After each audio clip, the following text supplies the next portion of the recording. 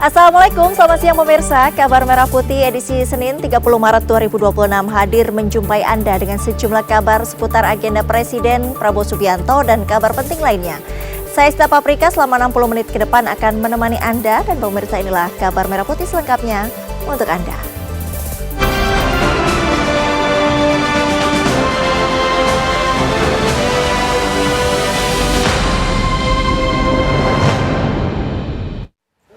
Kita mulai kabar pertama, Presiden Prabowo Subianto melakukan kunjungan kerja ke Jepang. Kunjungan kerjanya ke negeri samurai tersebut, Prabowo memenuhi undangan Kaisar Naruhito serta Perdana Menteri Jepang Sanae Takaichi. Presiden Prabowo Subianto melakukan kunjungan kenegaraan ke negeri samurai Jepang. Presiden dan rombongan tiba di Pangkalan Udara Haneda pada Minggu malam waktu setempat dan disambut oleh sejumlah pejabat tinggi pemerintahan Jepang. Setibanya di bandara, Presiden menyalami satu persatu jajaran petinggi Jepang di atas karpet merah. Prabowo didampingi beberapa Menteri Kabinet Merah Putih seperti Menteri ESDM Bahlil Lahadalia, Menteri Luar Negeri Sugiono, hingga Sekretaris Kabinet Teddy Indrawijaya. Dalam rangkaian kenegaraan ini, Prabowo akan memenuhi undangan Kaisar Naruhito serta Perdana Menteri Jepang Sanae Takaichi. Beliau di Jepang, beliau akan memenuhi undangan pertemuan dengan Kaisar Naruhito dan Perdana Menteri Jepang Takaichi. Tentu saja ini dalam rangka memperkuat kerjasama kedua negara yang telah berlangsung cukup lama, dan tentu saja Bapak Presiden akan berdiskusikan banyak hal strategis di berbagai bidang, terutama di bidang ekonomi, perdagangan, teknologi, dan tentu saja bidang pendidikan, dan berharap ke depan dapat ditingkatkan kerjasama antara kedua negara. Presiden Prabowo juga disambut oleh para diaspora di salah satu hotel di Tokyo.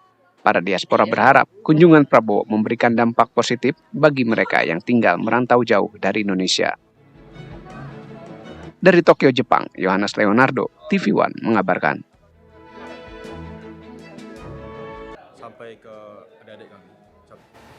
Presiden Prabowo bertemu Kaisar Naruhito di Imperial Palace Tokyo hari ini. Presiden langsung disambut hangat oleh Kaisar Jepang saat turun dari mobil kepresidenan. Keduanya bersalaman dan berbincang ringan seraya berjalan ke dalam istana.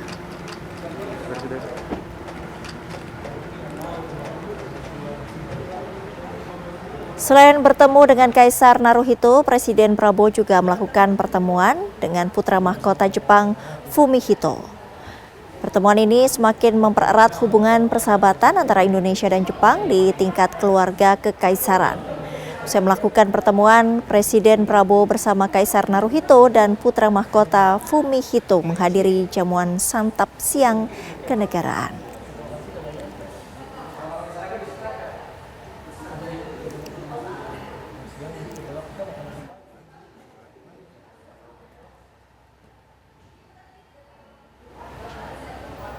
Kita ke informasi selanjutnya, pemerintah menggelar bazar dan hiburan rakyat di kawasan Monumen Nasional Jakarta. Kegiatan tersebut sebagai upaya pemerintah dalam menghadirkan suasana lebaran bagi warga Jakarta yang tidak mudik maupun yang baru pulang dari kampung halaman. Sebanyak 100.000 kupon belanja sembako dan barang gratis dengan nilai Rp500.000 per kuponnya dibagikan dalam bazar dan hiburan rakyat yang digelar di kawasan Monas, Jakarta Pusat. Selain sembako dan barang gratis, 300.000 porsi makanan gratis juga dibagikan dengan melibatkan 800 pedagang UMKM. Menurut Sekretaris Kabinet Teddy Indrawijaya, acara ini atas instruksi Presiden Prabowo Subianto untuk menghadirkan kegembiraan nuansa Lebaran bagi masyarakat luas. Setelah sebelumnya Istana menggelar open house pada hari Lebaran yang menarik minat masyarakat banyak. Masih di bulan Syawal setelah Lebaran, hampir seminggu setelah Lebaran, Bapak Presiden menginstruksikan kami, kemudian melalui juga ada Kementerian UMKM, kemudian dan beberapa kementerian lainnya untuk melaksanakan bazar kemudian pasar murah, kemudian ada hiburan rakyat, kemudian ada permainan anak-anak. Untuk apa? Jadi kemarin saat hari Lebaran itu ada istana untuk rakyat. Nah, tapi antusiasme masyarakat yang hadir di istana melebihi yang kita perkirakan. Nah, kemudian Bapak Presiden ingin membuat nuansa kegembiraan Lebaran ini masih terasa. Nah, sehingga mungkin untuk pertama kalinya pertama kalinya setelah Lebaran di sini di Monas, di lapangan besar ini dibuatlah acara seperti ini gitu ya. Belanja barang gratis yang diikuti oleh para pedagang dari berbagai pasar seperti Pasar Tanah Abang dan Pasar Senen dilakukan untuk menghidupkan UMKM. Menteri UMKM Maman Abdurrahman menyebut Presiden Prabowo Subianto berharap acara ini dapat mendorong roda perekonomian di kalangan masyarakat, terutama pasca Lebaran. Acara yang turut diramaikan dengan hiburan musik ini menarik minat lebih dari 100.000 warga yang hadir di kawasan Monas, Jakarta. Dari Jakarta, Iman Fajar, Adin Hudayat, TV One mengabarkan. Pemirsa, seorang anggota Tentara Nasional Indonesia yang bertugas menjadi pasukan penjaga perdamaian PBB di Lebanon gugur terkena proyektil yang menghantam salah satu pos penjagaan. Menurut Unifil, proyektil tersebut meledak di salah satu pos jaga dekat desa Adehit Husair di Lebanon Selatan. Selain itu, seorang personil TNI lainnya dikabarkan mengalami luka kritis akibat ledakan proyektil tersebut. Pihak Unifil belum mengetahui asal proyektil tersebut. Sementara Sekjen PBB Antonio Guterres juga telah mengonfirmasi meninggalnya salah satu prajurit asal Indonesia dan mengutuk serangan tersebut.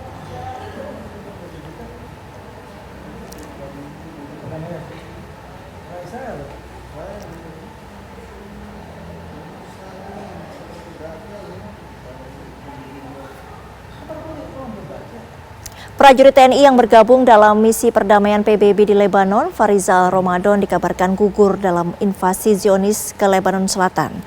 Farizal gugur saat sedang bertugas menjaga perdamaian di Adsit al-Husair. Ia ditembaki bersama 3 anggota Unifil lainnya. Ketiga anggota Unifil tersebut luka. Adsit al-Husair adalah desa di Lebanon Selatan yang jadi pangkalan militer penting bagi Unifil, khususnya kontingen Garuda Indonesia. Farizal gugur pada 29 Maret.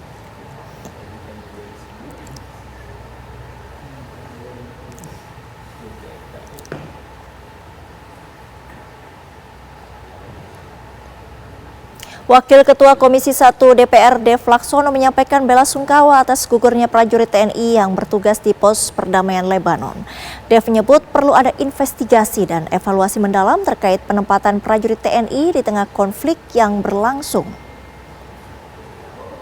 Ini juga menjadi kesempatan untuk melakukan koreksi ataupun juga melihat apakah keberadaan prajurit kita ini benar-benar berfungsi atau tidak. Kenapa? Karena jelas dengan adanya serangan yang tidak berhenti, yang terus berkelanjutan, bahkan menewaskan prajurit kita, ini apakah keberadaan kita ini berguna untuk menjaga perdamaian atau justru malah menjadi serangan target daripada serangan daripada IDF. Nah, maka itu bila mana kondisinya ini memang tidak bisa dinyatakan aman, ada sebaiknya untuk pemerintah melakukan penarikan ataupun juga evaluasi terhadap keberadaan prajurit kita di Lebanon. Anda kembali di Kabar Merah Putih. Komisi 3 DPR RI menggelar rapat dengar pendapat umum atau RDPU kasus Amsal Christy Sitepu yang didakwa melakukan tindakan korupsi dalam kegiatan pembuatan video profil desa di Kabupaten Karo, Sumatera Utara. Rapat dengar pendapat umum Komisi 3 dipimpin langsung oleh Ketua Komisi 3 DPR RI Habibur Rahman bersama kuasa hukum Amsal Sitepu serta menghadirkan secara virtual terdakwa Amsal Christy Sitepu yang turut didampingi anggota DPR RI Komisi 3 Hinca Panjaitan. Dalam kesempatan itu Amsal menceritakan asal mula kasus yang menjeratnya. Menurut Amsal, pembuatan video profil desa-desa itu dilakukan pada tahun 2020 dengan mengajukan proposal kepada sejumlah kepala desa. Seluruh biaya dijabarkan secara rinci dalam proposal tersebut hingga sejumlah kepala desa menyetujui proposalnya. Namun pada tahun 2025, ia dipanggil sebagai saksi dan ditetapkan sebagai tersangka pada 19 November 2025.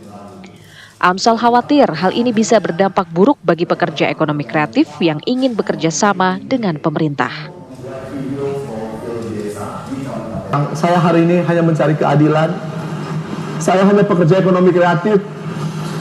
Yang saya takutkan jika hal ini terjadi, kami anak-anak muda pekerja ekonomi kreatif di Indonesia akan takut untuk bekerja sama dengan pemerintah. Saya cuma mencari keadilan, Pak. Saya cuma pekerja ekonomi kreatif biasa, Pak. Saya nggak punya wewenang dalam anggaran, Pak. Sederhananya saya hanya menjual.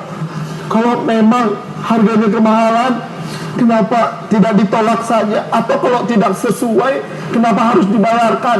Tidak perlu saya dipenjarakan. Komisi 3 DPR kemudian menghasilkan 5 poin kesimpulan. DPR meminta agar terdakwa Amsal Christy Sitepu untuk ditangguhkan dari penahanannya. DPR juga meminta hakim mempertimbangkan fakta-fakta serta putusan bebas hingga ringan bagi Amsal Sitepu. Dan mengingatkan bahwa prioritas secara substantif kerja kreatif videografer tidaklah memiliki harga baku tertentu, sehingga tidak bisa dikatakan terjadi penggelumbungan atau markup dari harga baku, termasuk melahirkan ide atau konsep kreatif awal, kerja pengeditan atau editing, pemotongan video atau cutting, pengisian suara atau dubbing, merupakan kerja kreatif yang tidak bisa secara sepihak dihargai Rp0. Sebelumnya, Amsal Christy Sitepu telah didakwa tersandung kasus korupsi melakukan markup harga jasa pembuatan video. Ia didakwa merugikan negara sebanyak Rp202 juta. Dari Jakarta, Celia Alexandra, Rian Syahrul, TV One mengabarkan. Lantas apa saja 5 poin yang dihasilkan dalam rapat dengar pendapat antara Komisi 3 DPR dengan Amsal Christy Sitepu? Kita bergabung dengan reporter TV One Celia Alexandra. Celia, silakan. Baik, Sita Paprika dan juga pemirsa, ada 5 poin memang yang dihasilkan dan disimpulkan dalam rapat dengar pendapat umum yang diselenggarakan pada pagi hari tadi dari pukul 9 sampai dengan pukul 10 waktu Indonesia Barat di Komisi 3 DPR RI dan dipimpin langsung oleh kepimpinan Komisi 3 yakni Habibur Rahman. Di 5 kesimpulan tersebut saya akan sampaikan bahwa yang pertama Komisi 3 DPR RI ini mengingatkan agar penegakan hukum yang dilakukan ini tidak harus bersifat substansif maksudnya daripada sekedar hanya kepastian formalistik saja. Mengingat substansi dari pekerja kreatif ini tidak memiliki harga acuan tertentu untuk kemudian dijadikan sebagai tolak ukur audit begitu dalam tindak pidana korupsi dan juga bisa dikategorikan sebagai markup ataupun penggelembungan mulai dari ide atau konsep, begitu pula pengeditan, kemudian pemotongan hingga pengisian suara. Dan yang berikutnya adalah yang kedua, DPR RI sangat mendukung pemberantasan korupsi yang dilakukan oleh penegak hukum dalam hal ini, dan menurutnya adalah penegakan hukum yang dilakukan untuk tindak pidana korupsi seharusnya berfokus terhadap pengembalian dana saja, tidak hanya semerta-merta bagaimana kemudian menargetkan sebanyak-banyaknya orang kemudian terjerat ataupun dipenjarakan.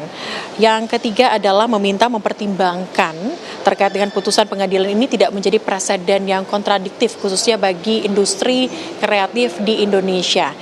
Yang keempat, mempertimbangkan putusan bebas ataupun putusan seringan mungkin yang nantinya akan diputuskan oleh majelis hakim. Dan yang terakhir adalah terkait dengan terdakwa Amsal Christy Sitepu ini, DPR RI Komisi 3 ini meminta agar penahanannya ditangguhkan, begitu pula DPR Komisi 3 akan berperan sebagai penjamin. DPR Komisi 3 ini juga tadi mengatakan bahwa merasa optimis bahwa nantinya dari majelis hakim akan memberikan putusan seadil-adilnya melihat dari fakta-fakta persidangan yang ada dan telah disampaikan, begitu pula terkait dengan reaksi dari publik dan juga apa kesimpulan yang tadi sudah disampaikan oleh Komisi 3 DPR RI terkait dengan 5 poin kesimpulan tersebut. Jika kita berbicara terkait dengan kasus ini, memang benar kasus ini menjerat terdakwa Amsal Sitepu setelah sebelumnya dilakukan pengembangan oleh Kejaksaan Negeri pada kasus yang berbeda terhadap penyedia jasa terkait tindak pidana korupsi. Waktu itu Amsal Sitepu ini dipanggil untuk hadir sebagai saksi. Namun tak berselang lama ia kemudian terjerat untuk kasusnya sendiri, kasus terkait dengan pembuatan video profil yang dianggap dan diduga ini dilakukan markup atau penggelembungan dengan nilai kerugian negara 202 juta rupiah yang terjadi dari periode 2020 sampai dengan 2022. Ia juga mengatakan bahwa tindakan yang ia lakukan kala itu adalah sebagai bentuk untuk mencari pekerjaan ketika pandemi menghantam dirinya, di mana ia kemudian membuat proposal untuk diajukan ke desa-desa, ada sebanyak 20 desa dengan nilai 30 juta rupiah di Kabupaten Karo, Sumatera Utara.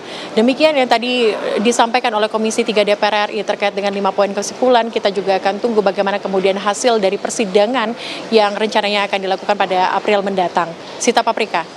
Sally Alexandra langsung dari Gedung DPR RI Senayan, Jakarta. Terima kasih. Videografer di Sumatera Utara Amsal Sitepu saat ini menjadi terdakwa kasus korupsi yang sidangnya akan memasuki tahap vonis Rabu 1 April mendatang di Pengadilan Negeri Medan. Kasus ini menarik perhatian publik termasuk Komisi 3 DPR RI karena dugaan syarat ketidakadilan bagi terdakwa. Videografer Amsal Sitepu awalnya terlibat proyek pembuatan video promosi 20 desa di Kabupaten Karo, Sumatera Utara.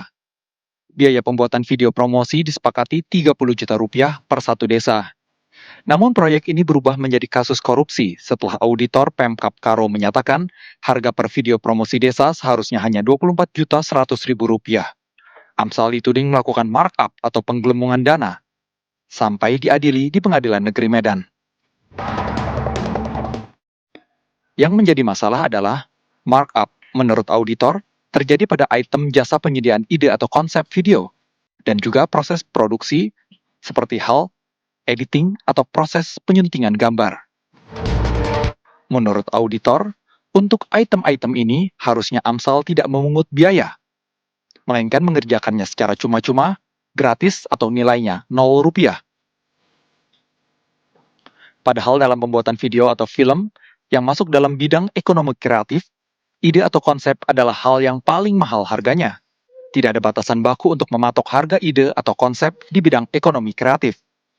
Begitu juga dengan proses editing gambar yang merupakan pekerjaan kreatif melibatkan tenaga ahli video editor yang tentunya membutuhkan biaya dalam pengerjaannya.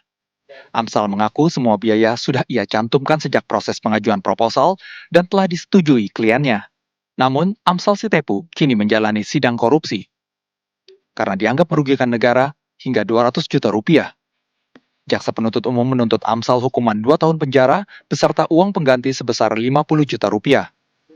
Tidak hanya Amsal, total ada 4 terdakwa yang diadili untuk kasus yang sama, dan seluruhnya dari pihak swasta atau penyedia jasa. Dari Medan, Sumatera Utara, Ahmidal Yauzar, TV One mengabarkan.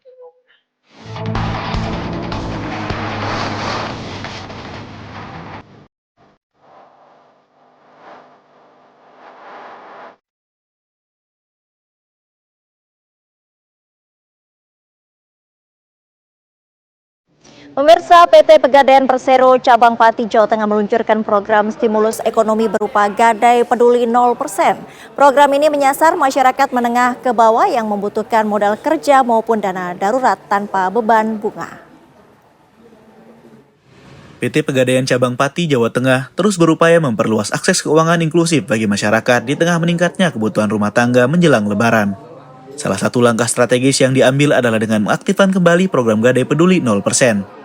Program ini dirancang sebagai jaring pengaman ekonomi, di mana nasabah dapat mengajukan pinjaman mulai dari Rp50.000 hingga plafon maksimal Rp2,5 juta. Dalam skema ini, Pegadaian membebaskan biaya sewa modal atau bunga sepenuhnya. Terdapat 2 pilihan durasi yang ditawarkan, yakni gadai reguler dengan masa bebas bunga 60 hari, serta gadai harian selama 30 hari. Langkah ini diharapkan dapat menjadi alternatif utama bagi pelaku usaha mikro dan masyarakat umum agar tidak terjebak dalam praktik rentenir maupun pinjaman online ilegal yang kerap menawarkan proses cepat namun dengan bunga yang sangat memberatkan. Untuk seluruh masyarakat Pati, ayo manfaatkan program Gadai Peduli ini.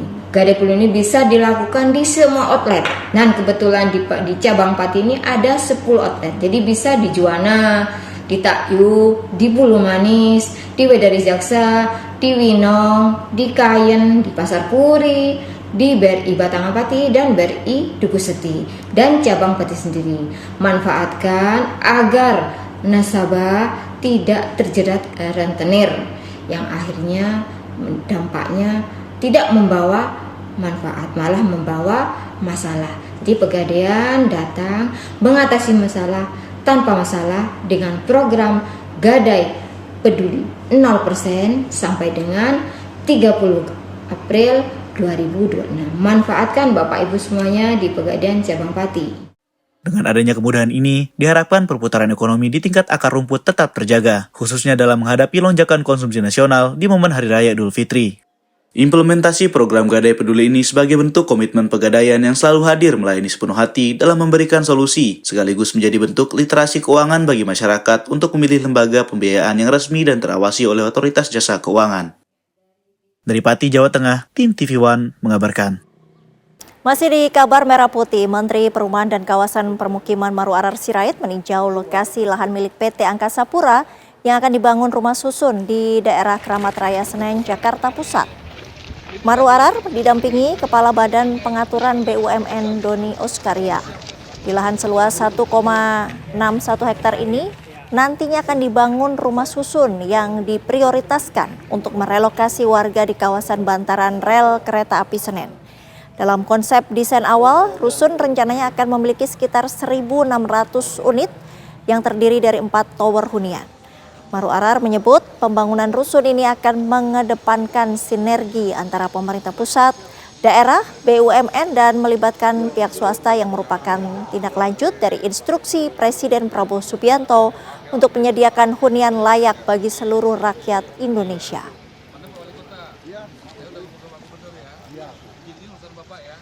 Yang pasti ini akan segera dibangun, perizinan akan dibantu sepenuhnya oleh Pak Gubernur dan Pak Wali Kota.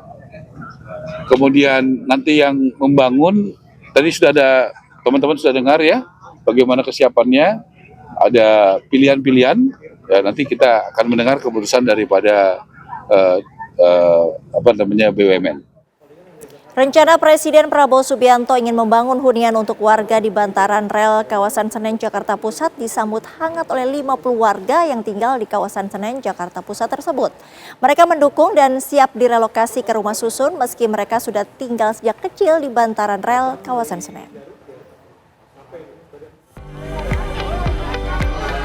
Rencana Presiden Prabowo Subianto yang ingin membangun hunian untuk warga yang tinggal di bantaran rel kawasan Senen, Jakarta Pusat direspon baik oleh warga sekitar. Kegembiraan nampak terlihat dari warga bantaran rel saat mendengar akan ada program relokasi ke rumah susun.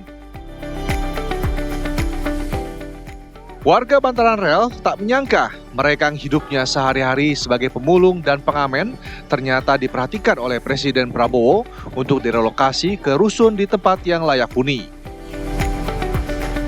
Di sini, emang dari lahir di sini. Lahir di rel kereta api ini? Iya, dari lahir emang di sini. Ya kerja sehari-hari serabutan Pak. Ya pokoknya serabutan lah, disuruh-suruh orang gitu. Apa? Dipindahkan gitu Pak, di rusun gitu Pak. Iya. Senang Pak. Saya sini emang dari kecil tinggal di sini.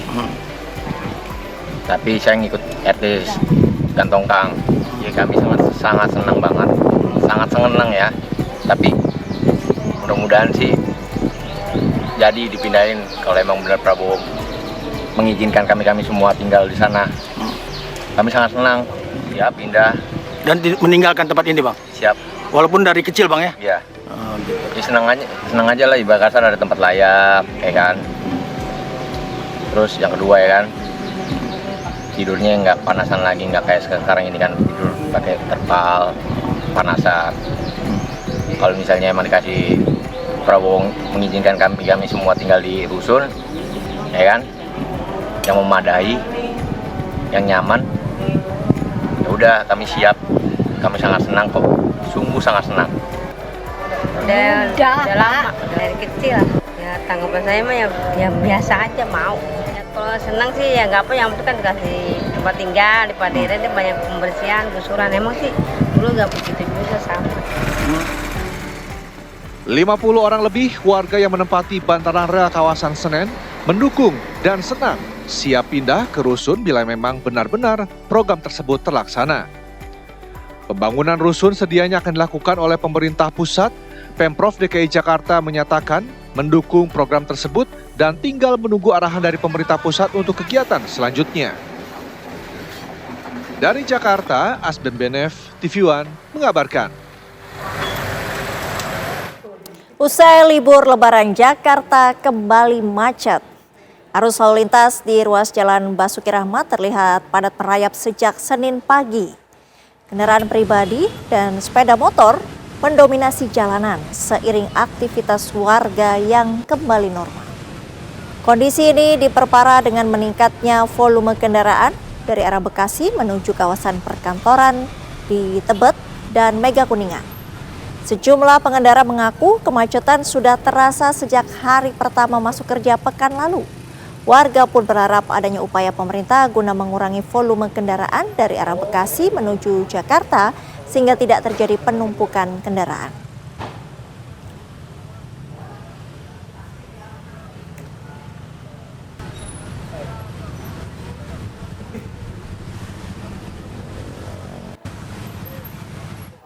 Kebijakan work from home yang ditetapkan oleh pemerintah akan segera diumumkan pada bulan Maret ini. Hal ini disampaikan oleh Menteri Koordinator Bidang Perekonomian Erlangga Hartarto.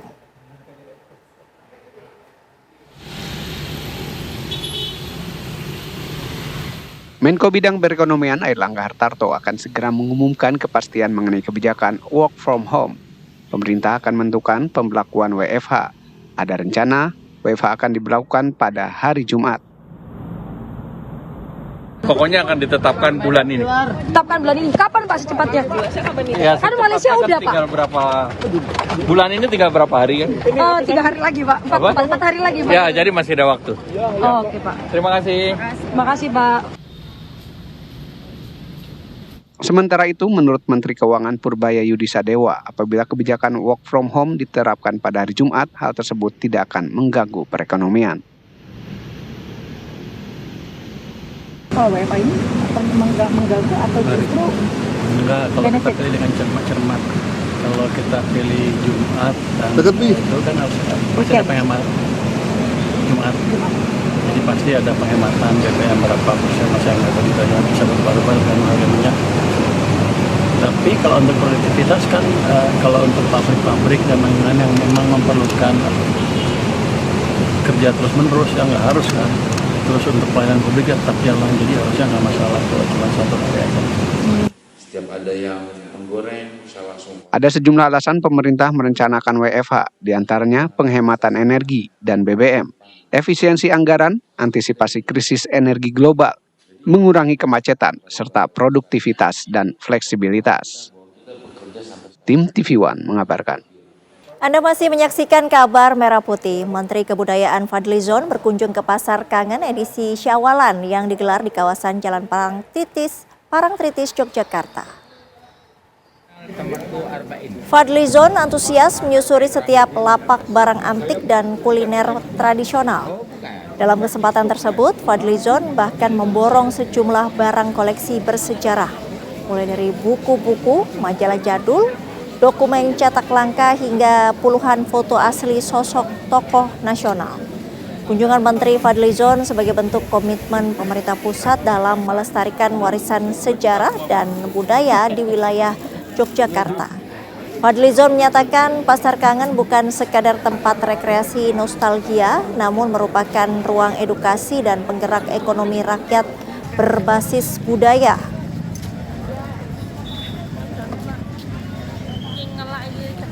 Bagus, menghidupkan ekonomi, memberikan juga kesempatan bagi masyarakat untuk datang menikmati. Saya lihat ada kuliner, ada buku-buku tua, ada majalah, ada barang-barang jadul, ada macam-macam kayaknya aneka rupa ya, mainan-mainan tradisional, mainan-mainan lama.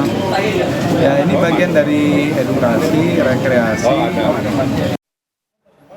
Informasi selanjutnya, guna mendukung swasembada pangan, Kementerian Pekerjaan Umum memperluas pembangunan jaringan irigasi air tanah atau JIAT di Boyolali, Jawa Tengah. Hal tersebut disampaikan oleh Menteri Pekerjaan Umum Dodi Hanggodo yang memantau pembangunan sumur uji produksi jaringan irigasi air tanah di wilayah Nogosari. Pembangunan jaringan irigasi air tanah menjadi solusi bagi daerah tada hujan, mendukung produktivitas pertanian di wilayah rawan kekeringan. Sumur ini bisa menghasilkan 15 liter per detik dan bisa mengairi 20 hektar lahan pertanian. Program pembangunan jaringan irigasi air tanah merupakan bagian dari komitmen Kementerian PU untuk memastikan setiap tetes air memberikan manfaat sebesar-besarnya bagi masyarakat, sehingga petani bisa menanam lebih dari sekali dalam setahun.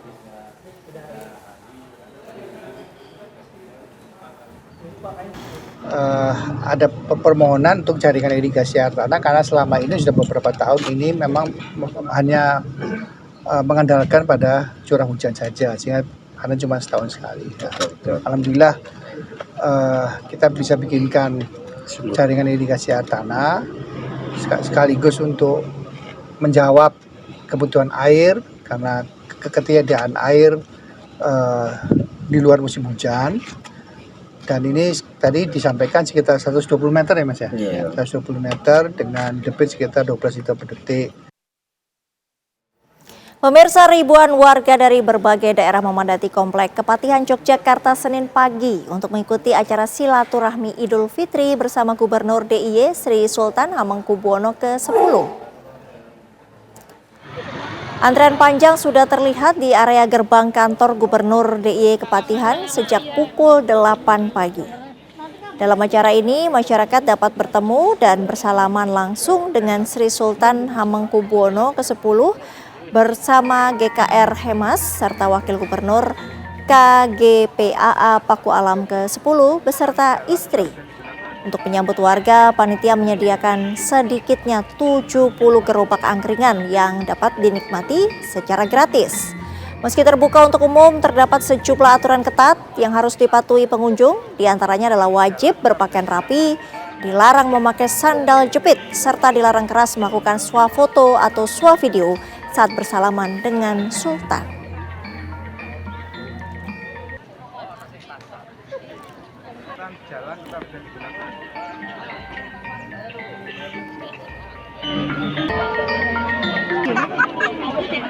Presiden Prabowo Subianto melakukan kunjungan kerja ke Jepang. Kunjungan kerjanya ke negeri samurai tersebut, Prabowo memenuhi undangan Kaisar Naruhito serta Perdana Menteri Jepang Sanae Takaichi.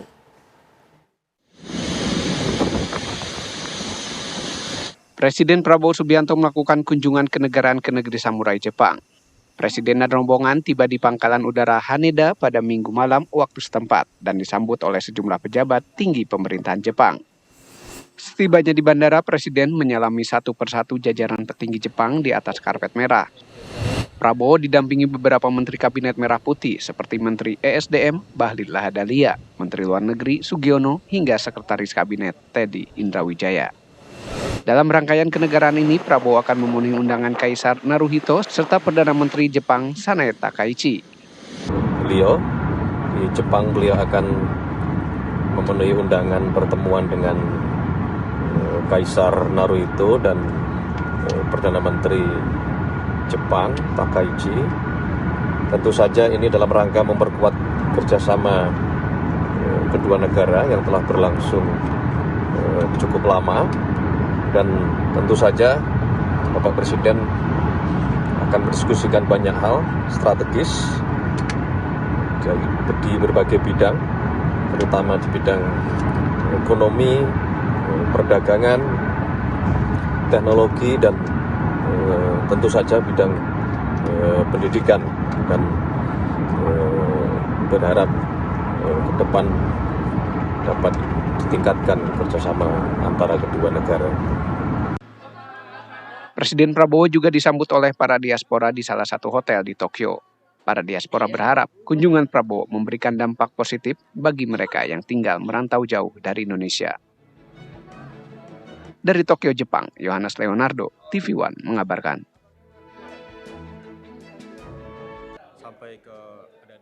Presiden Prabowo bertemu Kaisar Naruhito di Imperial Palace Tokyo hari ini. Presiden langsung disambut hangat oleh Kaisar Jepang saat turun dari mobil kepresidenan. Keduanya bersalaman dan berbincang ringan seraya berjalan ke dalam istana. Selain bertemu dengan Kaisar Naruhito, Presiden Prabowo juga melakukan pertemuan dengan putra mahkota Jepang, Fumihito. Pertemuan ini semakin mempererat hubungan persahabatan antara Indonesia dan Jepang di tingkat keluarga kekaisaran. Usai melaksanakan pertemuan, Presiden Prabowo bersama Kaisar Naruhito dan putra mahkota Fumihito menghadiri jamuan santap siang kenegaraan.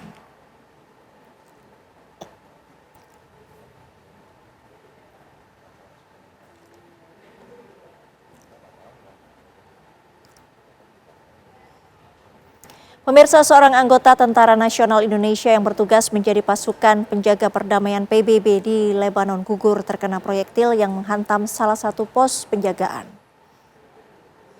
Menurut Unifil, proyektil tersebut meledak di salah satu pos jaga dekat desa Adehid Husair di Lebanon Selatan. Selain itu, seorang personel TNI lainnya dikabarkan mengalami luka kritis akibat ledakan proyektil tersebut. Pihak Unifil belum mengetahui asal proyektil tersebut. Sementara Sekjen PBB Antonio Guterres juga telah mengonfirmasi meninggalnya salah satu prajurit asal Indonesia dan mengutuk serangan tersebut.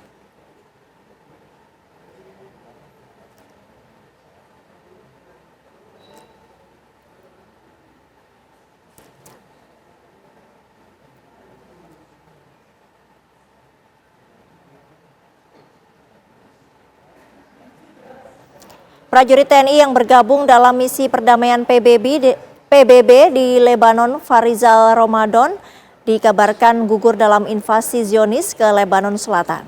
Farizal gugur saat sedang bertugas menjaga perdamaian di Atsid al-Husair. Ia ditembaki bersama 3 anggota Unifil lainnya. Ketiga anggota Unifil tersebut luka.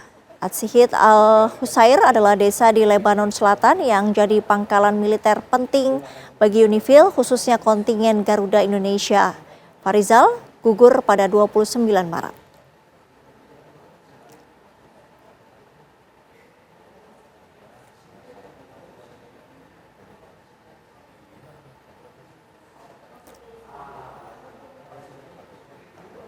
Informasi tadi menutup kabar Merah Putih hari ini. Sesaat lagi Anda dapat menyaksikan berita utama kriminal bersama Ninda Febiola. Saya Sita Paprika pamit, terima kasih. Sampai jumpa.